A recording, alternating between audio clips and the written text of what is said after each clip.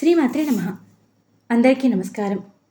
మాఘపురాణం 17వ అధ్యాయం గురించి ఇప్పుడు మనం మాట్లాడుకుందాం.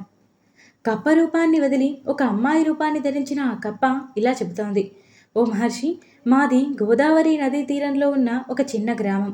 నా తండ్రి పేరు హరిశర్మ, నా పేరు మంజుల. మాది సద్బ్రాహ్మణ కుటుంబం. మా నాన్న నన్నొక సదాచార సంపన్నుడైన కావేరి నదీ తీరంలో ఉన్న జ్ఞానానందుడు అనే అతనికిచ్చి పెళ్లి చేశారు. నా భర్త వేదాంగ కోవిదుడు, మహాజ్ఞాని. పెళ్లి కాగానే నన్ను అత్తవారింటికి పంపారు. నా కాపురం 3 పువ్వులు 6 కాయలుగా ఉండేది. ఇంతలో మాఘమాసం వచ్చింది. అప్పుడు నా భర్త మంజుల, మాఘమాసం చాలా మహిమాన్వితమైనది. ఈ మాసమంతా శ్రీహరిని పూజించాలి. నదీ తీరం దగ్గర శ్రీహరికి ధ్యానం చేయాలి. రోజు ఉదయాన్నే నదిలో స్నానం చేయాలి. ఈ మాసమంతా ఇలా చేస్తే శ్రీహరి కృపకు పాత్రులవ్వగలుగుతాము. కాబట్టి నీవు నాతో వచ్చి ఇది చేయమనన్నారు. ఇది విన్న నాకు ఎంతో విసుగు పుట్టింది. నా భర్తను చులకనగా చూస్తూ, ఏంటి, మీతో పాటు నేను కూడా చన్నీళ్ళ స్నానం చేయాలా? బాగానే ఉంది. రామేశ్వరం పోయినా శనేశ్వరం వదలదన్నట్టు భర్త దగ్గర ఉన్న సుఖపడాలని రాసిపెట్టి లేదా? అయినా ఈ పూజా పునస్కారాలేమిటి? నేను రాను, నేను చెయ్యలేను అని ఏమాత్రమూ భయం లేకుండా మాట్లాడేశాను. అయినప్పటికీ నా భర్త నా మీద కోపం చూపకుండా ఎంతగానో నచ్చచెప్పారు. ఎన్ని చెప్పినా నేను వినకపోయేసరికి, ఓసి పాపాత్మురాల, సద్బ్రాహ్మణ కుటుంబానికి చెందిన నీవు నా వంశాన్ని వృద్ధి చేస్తావనుకున్నాను. ఇంతటి మూర్ఖురాలి అనుకోలేదు.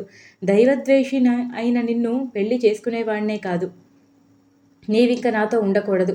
దైవాన్ని దూషించిన వారెవ్వరూ నా ఇంట స్థానం లేదు. పొమ్మని మాఘమాస వ్రతాన్ని ఆచరించకుండా హీనంగా చూశావు. కాబట్టి నీవు ఒక చెట్టు త్వరలో కప్పగా మారిపోమని శపించాడు. అది విన్న ఆమె ఎంతో భయపడిపోయింది. చాలా వణికిపోయింది. తన భర్త పట్ల తను చేసిన తప్పేంటో అప్పుడు తెలుసుకుంది. వెంటనే తనని క్షమించమని ఎన్నో విధాలుగా తన భర్తని కోరుకుంది. అతడు తన తప్పును మన్నించి శాపాన్ని వెనక్కి తిరిగి తీసుకోవడం జరగదు.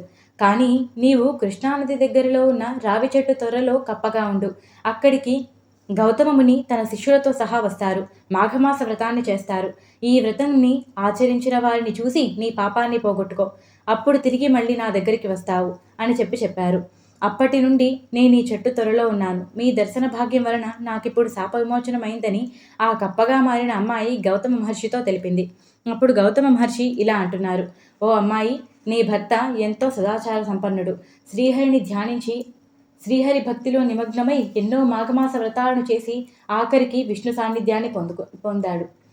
కాబట్టి నీవు కూడా ఆలస్యం చేయకుండా మాఘమాస వ్రతాన్ని పూర్తి చేయి. నీవు కూడా నీ స్వర్గలోకంలో ఉన్న నీ భర్త దగ్గరికి చేరుకోగలుగుతావు. ఇంకా అయినా ఆలస్యం చేయకుండా విష్ణు భగవానుని ప్రార్థించు. ఆయన కృపకు అందరూ పాత్రుడవుతారు అని గౌతమ మహర్షి చెప్పారు. ఎవరైనా ఈ మాఘమాస వ్రతాన్ని పైన చెప్పిన విధానంగా ఆచరిస్తే అన్ని పాపాలు తీరిపోతాయి. శ్రీహరి సంతోషించి వారి మనసులో ఉన్న కోరికలన్నీ తీరుస్తారు. ఇదే మోక్షాన్ని ప్రాప్తించడానికి సులభమైన మార్గం కూడా. ఇక్కడితో మాఘపురాణం 17వ అధ్యాయం సంపూర్ణం. 18వ అధ్యాయంతో మళ్ళీ కలుసుకుందాం. నేను చెప్పిన తీరు మీకు నచ్చినట్టయితే వీడియోకి ఒక లైక్ చేయండి. మన ఛానల్ని చూడటం ఇదే ఫస్ట్ టైం అయితే సబ్స్క్రైబ్ చేసుకోండి. పక్కనే ఉన్న బెల్ సింబల్ని ఆన్ చేసుకోవడం మర్చిపోకండి.